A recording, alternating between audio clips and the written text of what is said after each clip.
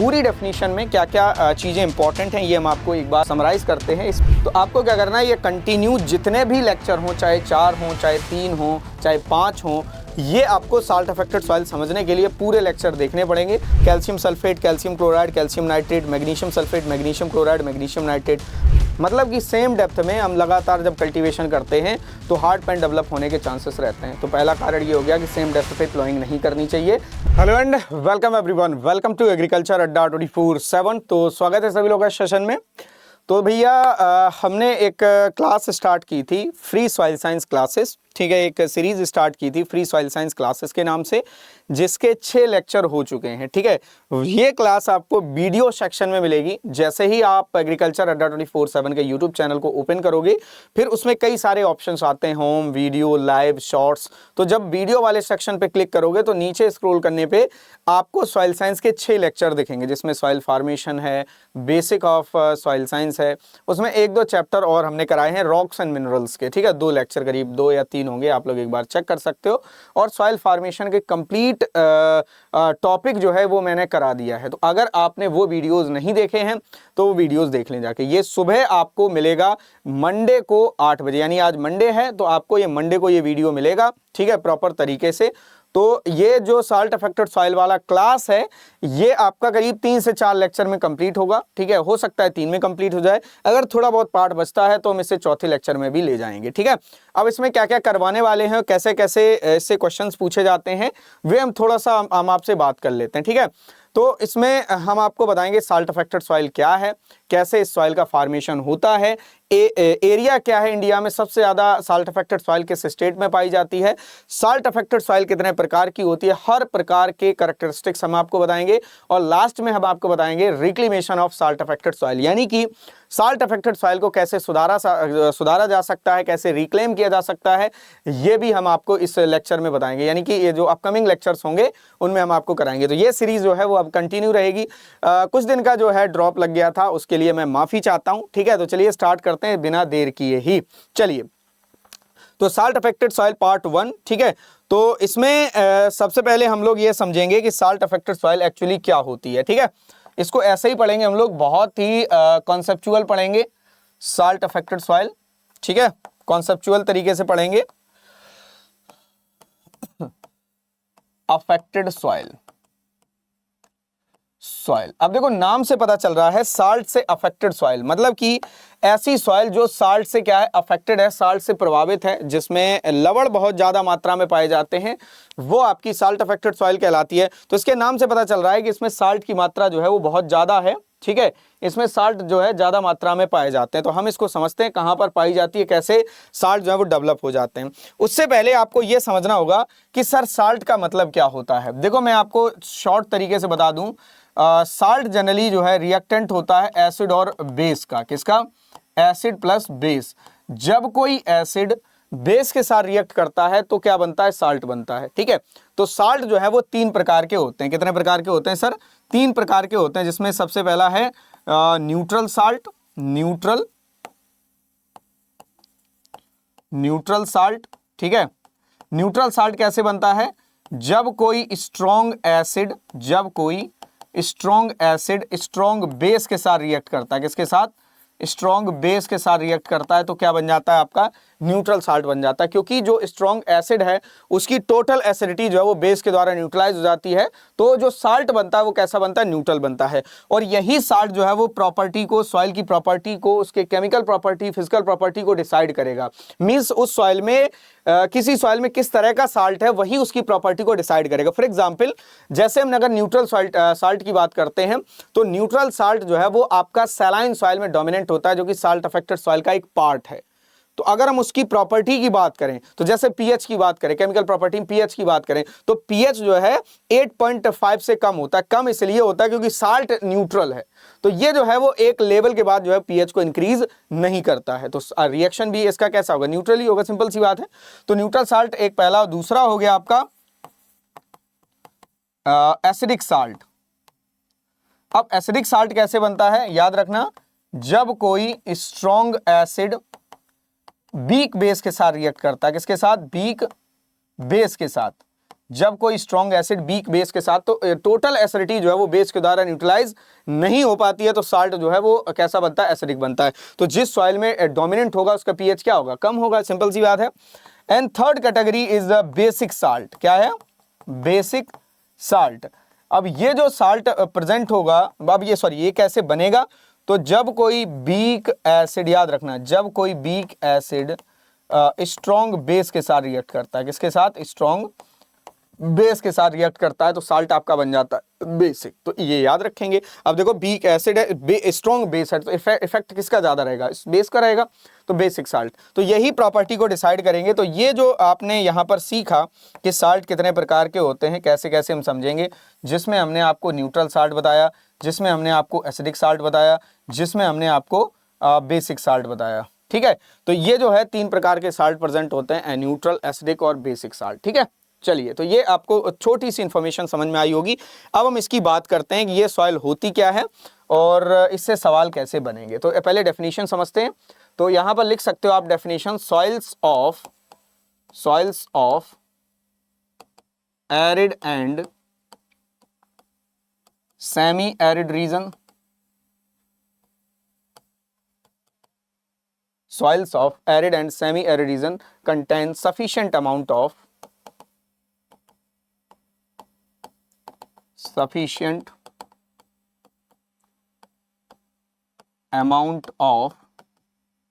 either soluble salt,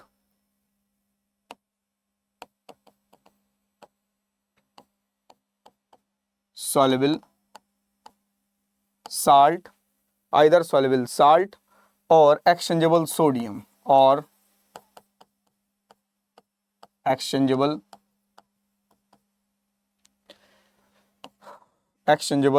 sodium, exchangeable due to pure leaching of base forming cation, due to poor, अभी इसको समझाते हैं हम आपको, leaching of base forming cations. अब ये किसकी वजह से होता है, पुअर लीचिंग किसकी वजह से होता है, ठीक है, तो अभी हम आपको बताते हैं। रिजल्टिंग कटाइंस, रिजल्ट क्या होता है, resulting soil pH is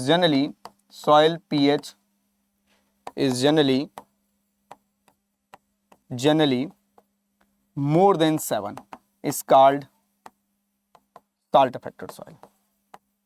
Salt affected soil, ये आपकी क्या कहलाएगी, साल्ट अफेक्टेड सॉइल कहलाएगी। देखो यहाँ पर पूरी डेफिनेशन में क्या क्या चीजें इंपॉर्टेंट हैं, ये हम आपको एक बार समराइज करते हैं। इसमें सबसे इंपॉर्टेंट देखो इसमें क्या लिखा हुआ है, इसको ध्यान से पढ़ेंगे। Soils of arid and semi arid reason, यहां पर देखो कहा जा रहा है कि जो एरिड और सेमी एरिड रीजन की जो सॉइल है, यहां पर क्या होते हैं, सफिशिएंट अमाउंट में या तो सॉल्युबल साल्ट प्रेजेंट होते हैं या तो क्या प्रेजेंट होता है, एक्सचेंजेबल सोडियम। और ये किसकी वजह से होता है, ये पुअर लीचिंग की वजह से होता है। किसकी वजह से, poor leaching of base forming कटाइन। जो बेस फॉर्मिंग कटाइन है ये लीच नहीं कर पाते हैं।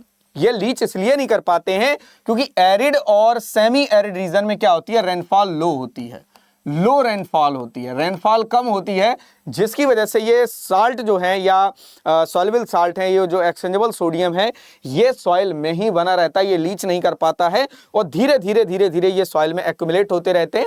एक समय के बाद जो है रिजल्ट क्या होता है, सॉइल का जो पीएच है वो 7 से ऊपर हो जाता है। जब सॉइल का पीएच 7 से ऊपर हो जाएगा तो इमेजिन करो सॉइल कैसी हो जाएगी, साल्ट अफेक्टेड हो जाएगी। कैसी हो जाएगी, साल्ट अफेक्टेड सॉइल हो जाएगी। तो आई थिंक अब आपको एकदम से समझ में आ गया होगा कि साल्ट अफेक्टेड सॉइल क्या है, साल्ट अफेक्टेड सॉइल क्या है। ठीक है, तो इसकी हम कैटेगरी बताने के बाद हम आपको सोर्स ऑफ साल्ट बता देते हैं, कैसे कैसे इनका फॉर्मेशन हुआ है ये हम आपको बता देते हैं। तो उम्मीद है कि ये आपको समझ में आ गया होगा कि साल्ट अफेक्टेड सॉइल एक्चुअली क्या है, कहां पर बनेगी। हाई रेनफॉल एरियाज में ये सॉइल डेवलप नहीं होगी।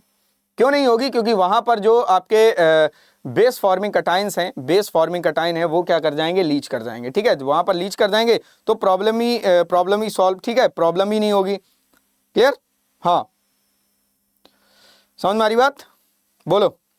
इतनी बात उम्मीद है कि तुम लोगों को समझ में आ गई होगी। ओके, चलिए आगे बढ़ते हैं। अब इसके बाद हम देखते हैं कि सॉइल जो है वो कितने प्रकार की होती है। तो लिख लो यहाँ पर classification of salt affected soil, छोटी सी हेडिंग डालो, classification of salt affected soil. ठीक है, classification of salt affected soil. अब साल्ट अफेक्टेड सॉइल का एक बार क्लासिफिकेशन देख लेते हैं, कितने टाइप में इसको, कितने ग्रुप में बांटा गया है। तो इसको ना सर 4 ग्रुप में बांटा गया है। कितने ग्रुप में बांटा गया है? 4 ग्रुप में बांटा गया है। सलाइन सॉइल, इसके बाकी की चीजें हम आपको आगे बताएंगे। सलाइन सॉइल हो गया। Second category is sodic soil, sodic या जिससे हम एल्कली सॉइल कहते हैं। क्या कहते हैं? Alkali soil. ठीक है, हाँ ठीक। And third category is saline alkali soil, saline alkali soil. And fourth category is degraded sodic soil. अब इनका कैसे कैसे फॉर्मेशन हुआ है? Degraded sodic soil. ठीक है, और ये लेक्चर जो है वो आपको कंटिन्यू देखने हैं, मतलब कि पूरी सीरीज देखनी है। ऐसा ना करना कि आधी सीरीज देख के हम बात खत्म कर दें कि मतलब आधी देख लेते हैं सर, आधी से हमें पूरी चीज समझ में आ जाएगी। तो ऐसा दोस्त देखो बिल्कुल नहीं होने वाला, मैं आपको अभी बता देता हूं, ऐसा बिल्कुल नहीं होने वाला है। ऐसा क्यों नहीं होने वाला है? क्योंकि आधी चीज से आप कैसे कोई पूरा कॉन्सेप्ट जो है वो समझ सकते हो? तो ऐसा पॉसिबल ही नहीं है, ऐसा पॉसिबल नहीं है। तो आपको क्या करना है, ये कंटिन्यू जितने भी लेक्चर हों, चाहे 4 हों, चाहे 3 हों, चाहे 5 हों, ये आपको साल्ट अफेक्टेड सॉइल समझने के लिए पूरे लेक्चर देखने पड़ेंगे, तभी जो है आपके भेजे में कॉन्सेप्ट क्लियर होंगे। नहीं तो पूरी जिंदगी जो है वो रट्टा मारते रह जाओगे और इससे क्वेश्चंस जो है वो सही नहीं कर पाओगे। अगर मैं आपको कॉन्सेप्ट सिखा दूंगा, कैसे सॉइल डेवलप हुई है, साल्ट क्या होता है, कैसे साल्ट आया है, ठीक है, तो सारे जो दिमाग है, सारी कंटेंट जो है वो आपके दिमाग में अगर चैन के फॉर्म में होगा, सीरीज के फॉर्म में होगा, तो वो आप कभी नहीं भूलोगे। अगर आधी अधूरी चीज पढ़ोगे तो चांसेस रहते हैं भूलने के, बहुत ज़्यादा चांसेस रहते हैं भूलने के, कि आप जो है कंटेंट को भूल सकते हो। ठीक है, जल्दी भूल सकते हो। चलिए अब हम बताते हैं कि इस सॉइल का जो फॉर्मेशन है वो कैसे हुआ है। तो 5 प्रोसेस से डेवलप हुए, लिख लो, formation of salt affected soil. कितनी स्टेजेस हैं formation of salt affected soil? Salt affected soil. ठीक है, तो टोटल जो है इसकी 5 प्रोसेस हैं। कितनी प्रोसेस हैं? 5 प्रोसेस हैं। और ये जो प्रोसेस हैं वो किसने दी है? सिगमंड ने दी है। किसने दी है? सिगमंड। करेक्ट है, ये साइंटिस्ट का नाम है। अकॉर्डिंग टू सिगमंड 1932 समथिंग, है ना। तो डेट याद रखना, और डेट नहीं याद होती है तो डॉक्टर डी सिगमंड जरूर याद रखना। ठीक है, ये साइंटिस्ट का नाम है। इन्होंने 5 प्रोसेस दिए हैं कि भाई 5 प्रोसेस के थ्रू ही साल्ट अफेक्टेड सॉइल का फॉर्मेशन होता है, जिसमें सबसे पहली प्रोसेस जो है वो है आपकी सैलिनाइजेशन। क्या है? सैलिनाइजेशन। ठीक है, अब देखो इससे सॉइल फॉर्मेशन में भी आपने पढ़ा होगा, स्पेशल पैथोजेनिक प्रोसेस में पढ़ा होगा कि सैलिनाइजेशन एक्चुअली क्या होती है। चलिए वहां पे अगर आपने नहीं पढ़ा है सैलिनाइजेशन क्या होती है, तो यहां पर हम आपको पढ़ा देते हैं। ठीक है, क्योंकि सॉइल फॉर्मेशन वाला भी हम चैप्टर करा चुके हैं। ठीक है, तो चलिए इसको कवर करते हैं हम लोग। ठीक है, इसको कवर करते हैं, पहले इसे कंप्लीट करते हैं, उसके बाद हम आगे बढ़ेंगे। ठीक है, चलिए। तो सैलिनाइजेशन क्या होता है? The process of accumulation of soluble neutral salt. The process of accumulation of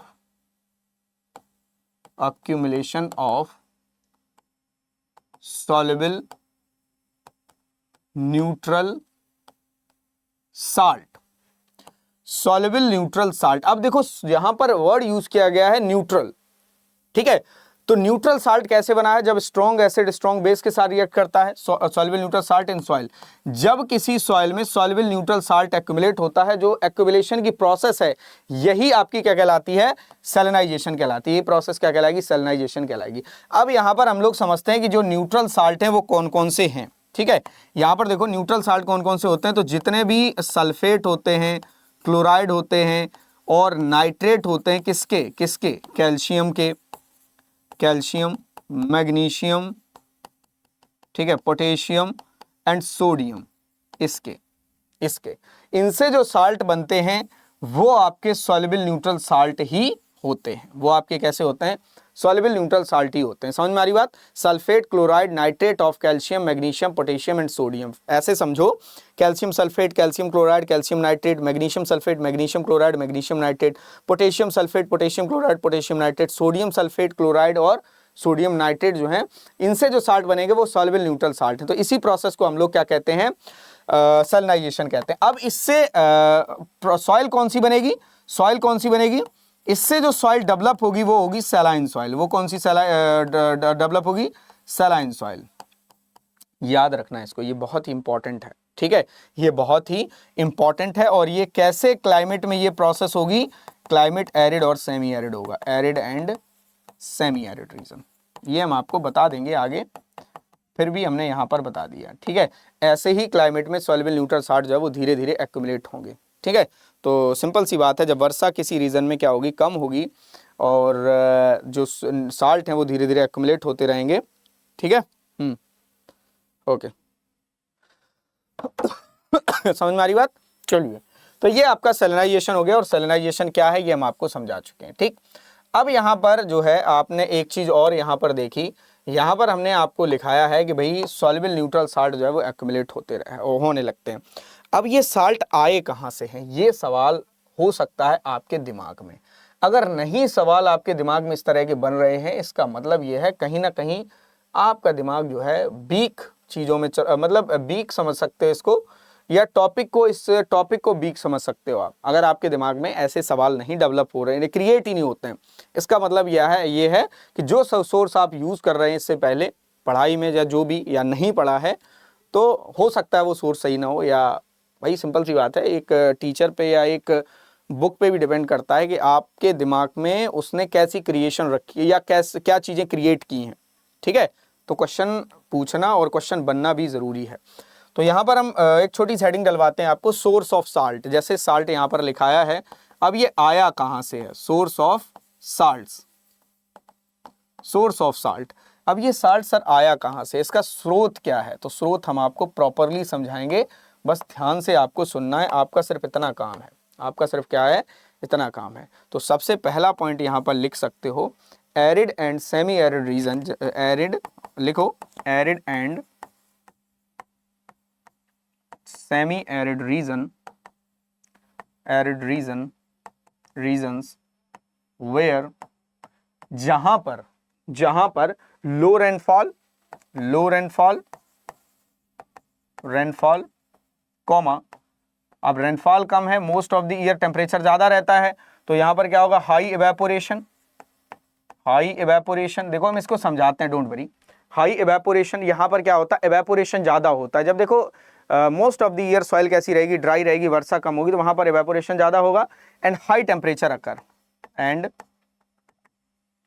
high temperature occur, यहाँ पर क्या होता है, ज्यादा टेम्परेचर होता है। तो देखो एक्चुअली होता क्या है, जहां पर एरिड और सेमी एरिड रीजन में रेनफॉल कम होती है, टेम्परेचर ज्यादा होता है और इवेपोरेशन ज्यादा होता है। इससे होता क्या है, ध्यान से देखो उधर, मान लो ये सॉइल सरफेस है, ठीक। अब यहाँ पर वर्षा कम हो रही है, ठीक है, तो वर्षा कम हो रही है, तो यहाँ पर जो बेस फॉर्मिंग कटायन है सॉइल के अंदर पाए जाने वाले, ये लीच नहीं कर पाते हैं, ठीक, लीच नहीं कर पाते हैं, ठीक है। तो ये लो रेनफॉल की वजह से हो रहा है। हाई इवेपोरेशन और हाई टेम्परेचर की वजह से क्या होगा सर, जब टेम्परेचर बढ़ेगा तो इवेपोरेशन तो ऑटोमेटिकली बढ़ेगा, तो नीचे पाए जाने वाला वाटर जो है वो कैपिलरी एक्शन के थ्रू कहां पर आएगा, सॉइल सरफेस पे आएगा। कहां पर आएगा, सॉइल सरफेस पे, और इसी के साथ मिलके आ जाते हैं आपके साल्ट। क्या आ जाते हैं, साल्ट। तो साल्ट भी इसी कैपिलरी एक्शन के थ्रू कहां पर आ जाते हैं, सॉइल सरफेस के ऊपर आ जाते हैं। तो एक तो स्रोत यही हो गया कि सॉइल के अंदर पाए जाने वाले साल्ट हैं वो सरफेस पे कैपिलरी एक्शन के थ्रू आ रहे हैं, किसकी वजह से, हाई टेम्परेचर की वजह से, जिसकी वजह से इवेपोरेशन बढ़ रहा है। मींस ऊपर से वाटर का जब लॉस बढ़ेगा तो वाटर आएगा कहां से सर, वो नीचे से आएगा, ठीक है। तो इस वाटर के साथ साथ जो है वो साल्ट भी सॉइल सरफेस पे आ जाते हैं। तो एक तो स्रोत यही हो गया कि भाई सॉइल के अंदर ही है साल्ट, वो नीचे इसलिए नहीं गए क्योंकि वर्षा कम हो रही है। बात समझ में आ गई, ठीक है। दूसरा हो सकता है, यहां पर हम पेज चेंज कर देते हैं, use of more salty water up to long period. हम ऐसा यूज कर रहे हैं वाटर जो साल्टी है, use of more salty water, किसके लिए, फॉर इरिगेशन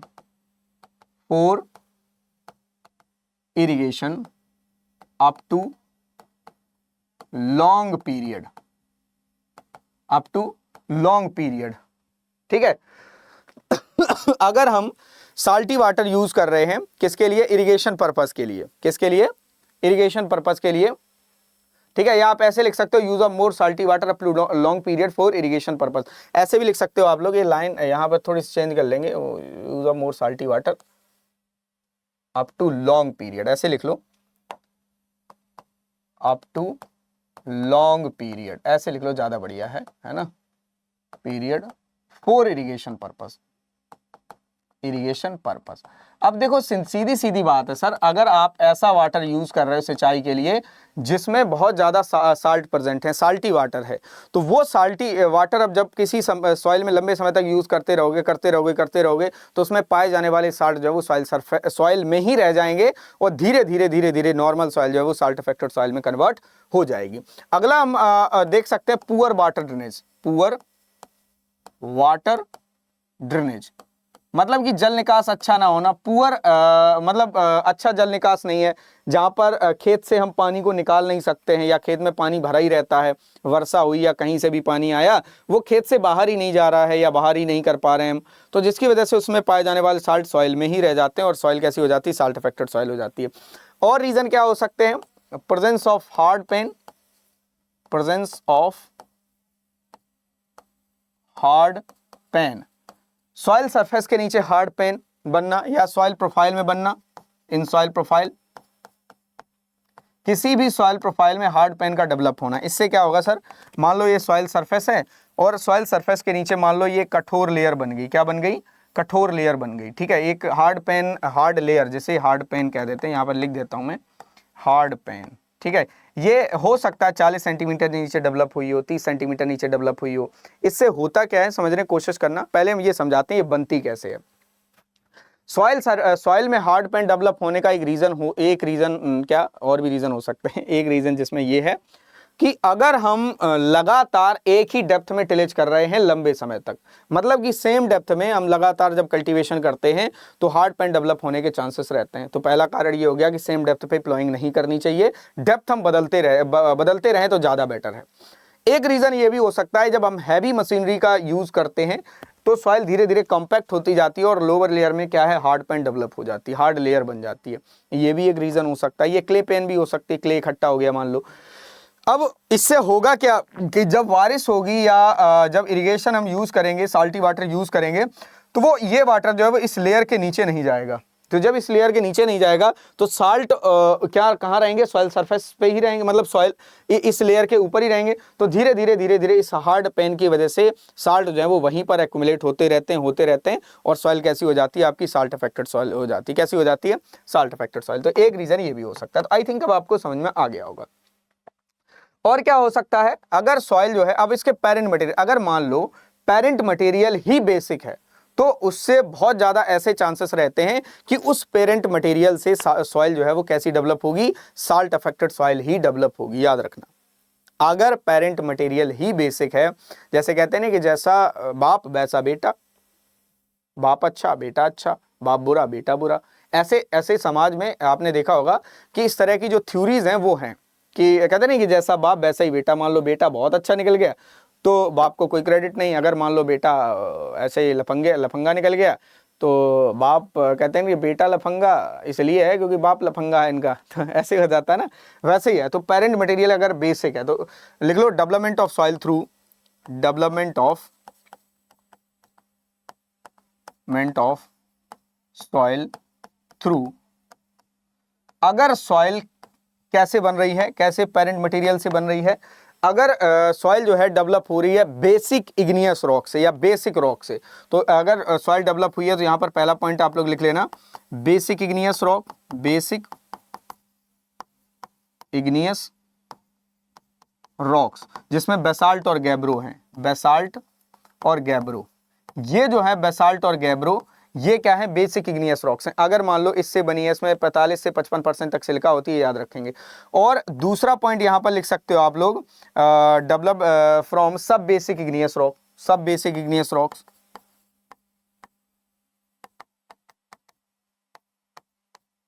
इग्नियस रॉक्स, सब बेसिक इग्नियस रॉक से अगर सॉइल डेवलप हुई है, जिसमें आपके जैसे एंडेसाइट और डायोराइट आ जाएंगे, क्या आ जाएंगे, एंडेसाइट एंड डायोराइट। डायोराइट, इनसे रॉक का मतलब इन रॉक से सॉइल का फॉर्मेशन हुआ है। समझ में आ रही बात? तो ये आपका हो गया, ठीक है। इसके अलावा और भी हो सकते हैं पॉइंट। अगर अब बेसिक फर्टिलाइजर को हम लंबे समय तक यूज करते हैं तो लिख सकते हो आप लोग use of basic fertilisers. Basic fertilisers for example यहां पर लिख लो आप लोग, एग्जांपल लिख लो, जैसे सोडियम नाइट्रेट और calcium nitrate. Calcium nitrate,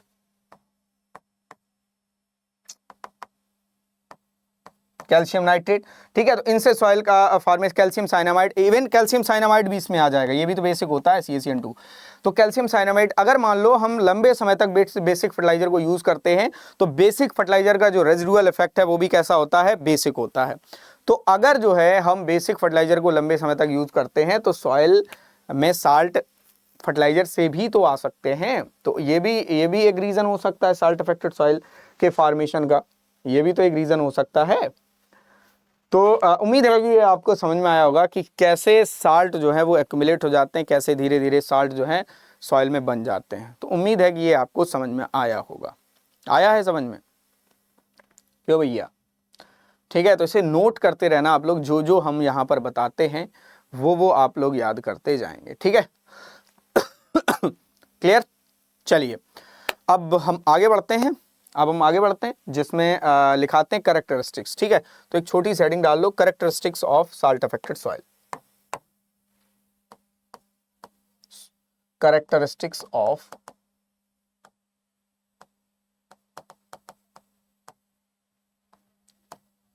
salt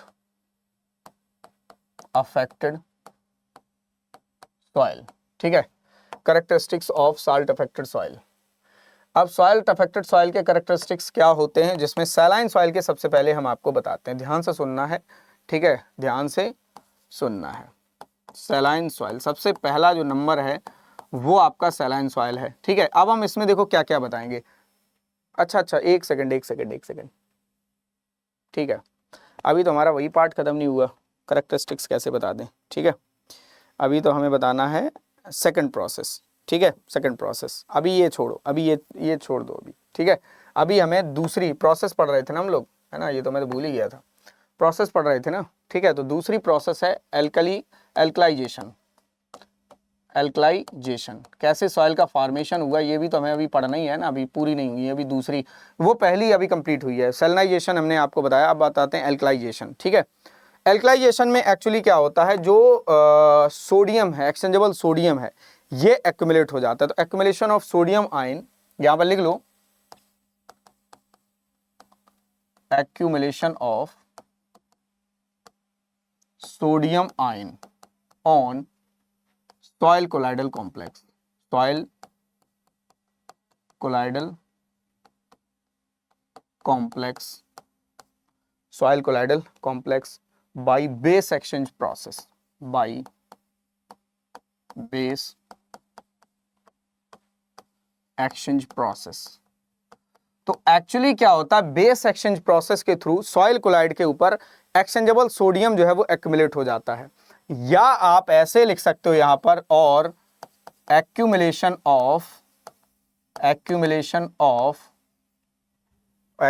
of carbonate and bicarbonate HCO3 of sodium in soil. ये भी कह सकते हो आप, किसी सॉइल में सोडियम कार्बोनेट और सोडियम बाइकार्बोनेट का एक्यूमुलेशन ही एल्कलाइजेशन कहलाता है। या आप ऐसे कह सकते हो कि जो एक्सचेंजेबल साइट है, एक्सचेंजेबल साइट का मतलब है किसी कोलाइड को हमने यहां पर लिया, ध्यान से देखो इधर, ये मान लो सॉइल कोलाइड है, इस कोलाइड के एक्सचेंजेबल साइट पे, ये एक्सचेंजेबल साइट है, और इस एक्सचेंजेबल साइट पे क्या आ गया, सोडियम एक्यूमुलेट हो गया, कहां पर, इस एक्सचेंजेबल साइट पे। तो यही जो मतलब सॉइल है ये कैसी बनेगी, अब एल्कली सॉइल बनेगी, मतलब बहुत ज्यादा मात्रा में हो गया सोडियम, ठीक है। या हम ऐसे कह सकते हैं कि इस सॉइल में क्या होता है, सोडियम कार्बोनेट और सोडियम बाइकार्बोनेट एक्यूमुलेट हो जाता है, सोडियम Na2CO3 या NaHCO3, ये सोडियम बाइकार्बोनेट है, ठीक है। इसमें जो मेन साल्ट है एल्कलाइजेशन का वो ये है, ठीक है। बनने वाली सॉइल क्या कहलाएगी, बनने वाली सॉइल आपकी एल्कली कहलाएगी, ठीक है। जो सॉइल बनेगी वो कैसी होगी, वो कैसी होगी, एल्कली सॉइल होगी। क्या, एल्कली सॉइल, करेक्ट है, वो आपकी एल्कली सॉइल होगी। बहुत ही इजी है समझना इसको, बहुत ही इजी है, ठीक है। तो ये हाँ ठीक है, हाँ, तो ये आपकी एल्कलाइजेशन कहलाएगी। क्लियर। तो इसको हम एक बार एल्कलाइजेशन को पूरी तरह समझा देते हैं, पूरी बेस एक्सचेंज प्रोसेस समझा देते हैं, ठीक है, जिससे कि आपके जो कॉन्सेप्ट है वो एकदम क्लियर हो जाए, ठीक है। तो हमने क्या कहा, बेस एक्सचेंज प्रोसेस। तो सोडियम यहाँ पर तो हमने एक डायरेक्ट बता दिया है, बट फिर भी हम आपको कोशिश करते हैं समझाने की, ठीक है। मान लेते हैं ये कोई सॉइल कोलाइड है, ठीक, ये सॉइल कोलाइड है, इस सॉइल कोलाइड के ऊपर एडजॉर्ब है, क्या, इस सॉइल कोलाइड के ऊपर एडजॉर्ब है, यहाँ पर ये ले लेते हैं कैल्शियम, क्या एडजॉर्ब है, कैल्शियम। बेस एक्सचेंज प्रोसेस के थ्रू यहाँ से क्या हुआ, इसमें एक्युमुलेट हो गया क्या, सोडियम, क्या एक्युमुलेट हो गया, सोडियम। तो अब एक्चुअली होगा क्या, अब एक्चुअली क्या होगा, यहाँ पर सॉइल कोलाइड आ गया ये, ठीक है। अब इसके एक्सचेंजेबल साइड पे ये सोडियम क्या करेगा, कैल्शियम को रिप्लेस कर देगा। तो इस अब एक्सचेंजेबल साइड पे क्या आ गया, सोडियम, कैल्शियम बाहर निकल गया, 2 कैल्शियम, करेक्ट, बोलो, समझ में आ गया। तो ये इस तरह से होता है। अब मान लो एक्सचेंजेबल साइड पे मान लो मैग्नीशियम है, क्या है, मैग्नीशियम। तो यहाँ पर हम मैग्नीशियम बना देते हैं भाई, ठीक है, चलो मैग्नीशियम, करेक्ट। यहाँ पर हमने एक्सचेंजेबल साइड पे मैग्नीशियम बना दिया। तो यहाँ पर जब सोडियम आएगा कहीं ना कहीं से, तो ये सोडियम क्या करेगा, इसको रिप्लेस करेगा मैग्नीशियम को। तो अब जो है एक्सचेंजेबल साइड पे क्या आ गया, अब आ जाएगा मैग्नीशियम, सॉरी यहाँ पर अब आ गया सोडियम, बोलो सोडियम, है ना। तो ये जो है यहाँ पर क्या आ जाएगा, 2 मैग्नीशियम, ठीक है। तो ये इस तरह से बेस एक्सचेंज प्रोसेस है ना, इसमें क्या हो रहा है, बेस एक्सचेंज हो रहे हैं। पहले बेस कोलाइड के ऊपर कैल्शियम था, अब बेस कौन सा है, अब सोडियम आ गया। तो यही बेस एक्सचेंज प्रोसेस कहलाती है, और इसके ही थ्रू जो है वो साल्ट जो है इसमें एक्युमुलेट हो जाते हैं। इसी प्रोसेस को हम लोग क्या कहते हैं, एल्कलाइजेशन, क्या कहते हैं, एल्कलाइजेशन। क्लियर है। तो ये आपका ये प्रोसेस होगी कहाँ पर, ये भी एरिड और सेमी एरिड रीजन में होगी। कहाँ पर होगी, arid and semi arid reason में होगी। क्लियर। तो जहाँ पर वर्षा कम होती है वहाँ पर ही सोडियम एक्युमुलेट होगा। तो अगर यहाँ पर हम क्लाइमेट लिखना चाहें कि क्लाइमेट कैसे, क्लाइमेट में एल्कलाइजेशन होगा, तो लिख लो arid and semi arid region, arid and semi arid region, ठीक है। अब आप कहोगे सर हमें आपने ये तो बताया नहीं ये किस तरह के साल्ट हैं, ये वाले, ये जो दोस्त साल्ट हैं, ये साल्ट कौन से हैं, बेसिक साल्ट हैं, ये बेसिक साल्ट, ठीक है। तभी इस, अब देखो अब इनका रिएक्शन भी कैसा होगा, बेसिक यानी पीएच बढ़ाएंगे तभी अल्कली सॉइल का जो पीएच होता है वो मोर देन 8.5 होता है। और यहाँ पर हमने पीछे लिखाया था सैलाइन सॉइल, ठीक है। तो सैलाइन सॉइल का इसमें न्यूट्रल साल्ट प्रेजेंट होते हैं, इसीलिए इसका पीएच 8.5 से कम होता है। बोलो बात सही है, साल्ट न्यूट्रल है, सैलाइन सॉइल में साल्ट इसमें न्यूट्रल थे, है ना, इसमें न्यूट्रल थे, लेकिन एल्कली सॉइल में क्या है, बेसिक है, तो पीएच ज़्यादा है, न्यूट्रल है तो पीएच कम है। तो ऐसे ही तो हमें समझना है।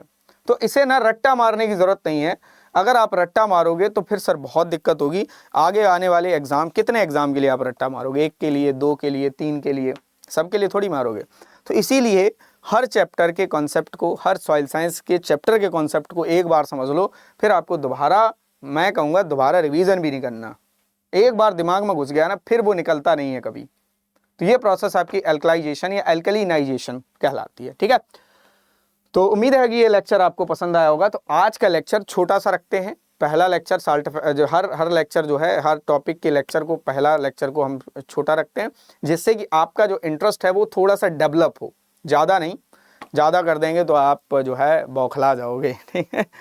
हाँ चलिए, कमेंट करके ज़रूर बताना है ये आपको क्लास कैसी लगी, और बाकी के जो फ्री सॉइल साइंस की क्लासेस हैं वो कैसी लगी, वो आपको पूरी देखनी है। वो हमने आपको स्टार्टिंग में ही बता दिया था कि कैसे। अब बाकी का पार्ट हम आप लोगों को नेक्स्ट वीडियो में लेके आएंगे, ठीक है, 3rd, 4th एंड 5th इसका, ठीक है, डीसैलिनाइजेशन, डीएल्कलाइजेशन और रिग्रेडेशन, ठीक है।